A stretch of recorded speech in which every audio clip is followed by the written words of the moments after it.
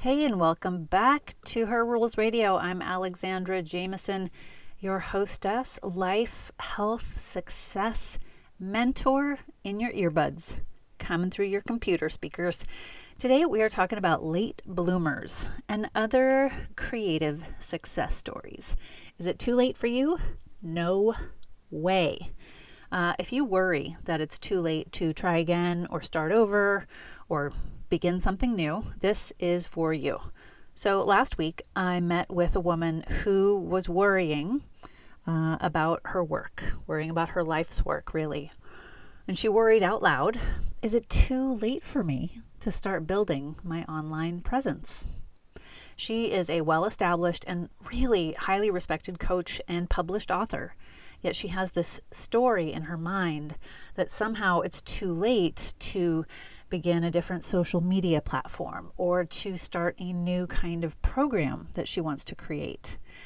And this goes back to our youth-obsessed culture, which has brainwashed us to believe that we are all somehow past our prime.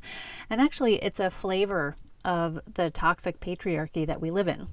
And us women, we have always been told that we're too old or too young, right? We're always at that age that's not the right one. Talk about crazy making. We see stories, big articles on the news or in magazines that exalt the 30 under 30, or stories of precocious founders or influencers who hit it big, in quotes, before most of us have even finished school. What they don't tell you, and what doesn't get enough attention, is that hitting it big at a young age is the exception, not the rule. And it's no more valuable. But those are the stories we hear about most often. And it's really disheartening.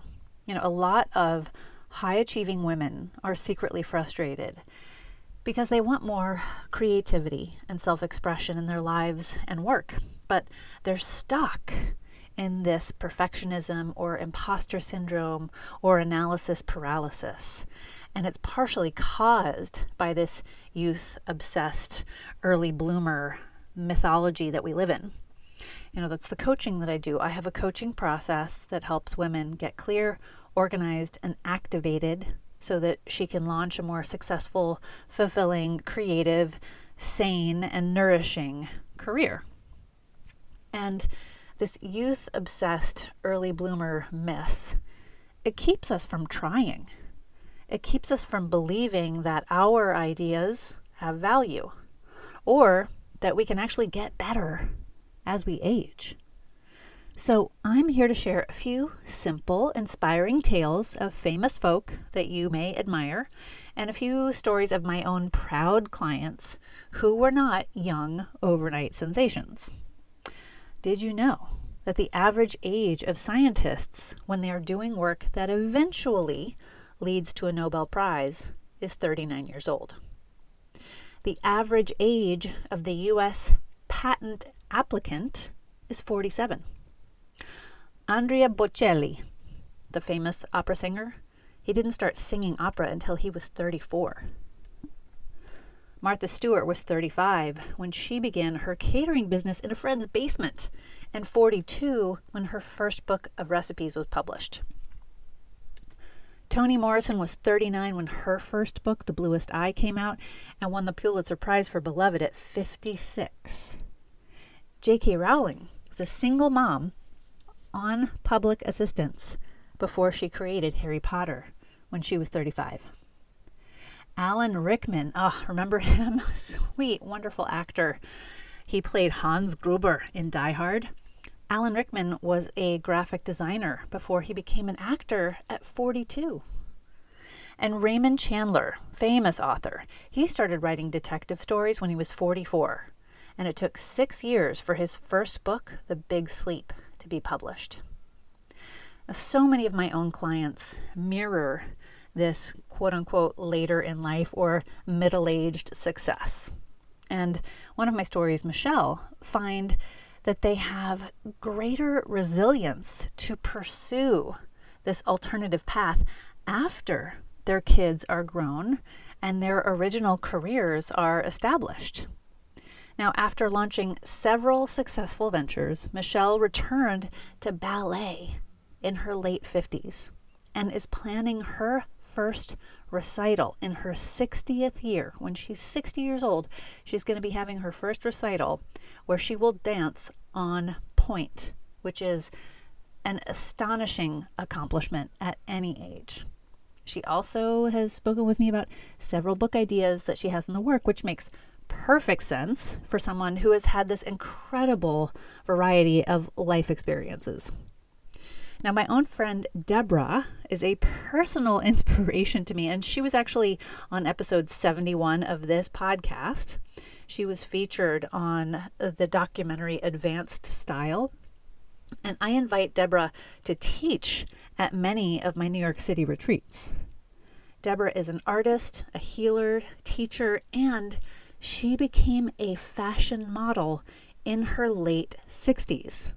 Now in her 70s, she is showing no signs of slowing down and has become an incredible mentor to so many, including me, and she continues to expand her teaching. She travels all over the world. She teaches in places like Mexico. She's just amazing.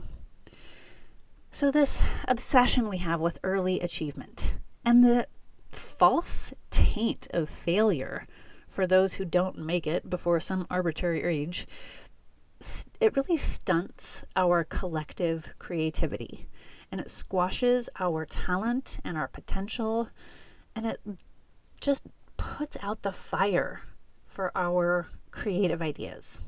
So I'm here to tell you that it is never too late. No matter your age, your ideas are worthy of being created. Your art can still add so much value. Your work can inspire. Your story is not over yet. So if you're ready to rewrite the story that you've had in your mind, launch yourself and your ideas into the world with loving accountability, it's time to talk to me. So I have several different programs, including my Rich Creatrix method, which guides you through a coaching process to help you get clear, organized, and activated so you can launch a more successful, fulfilling, creative career, program, book, platform, podcast, whatever it is that's brewing inside you. So I want you to go on over to herrulesradio.com/shop, where you can click the button to apply to talk with me about my coaching. Now, when you fill out the questionnaire, rest assured that your thoughts and your application are 100% private. I'm the only person who will ever see or read the form. So if all of this is igniting something in you, if it's pulling at you, don't wait. Go to herrulesradio.com/shop and click on the button that says Rich Creatrix Coaching, apply to work with me, and I will connect with you, get in touch with you about my one-on-one private coaching and retreats. Don't wait, get into action. This is your call. All right, my darling, have a beautiful week. Take good care of you. I can't wait to connect with you. Bye-bye.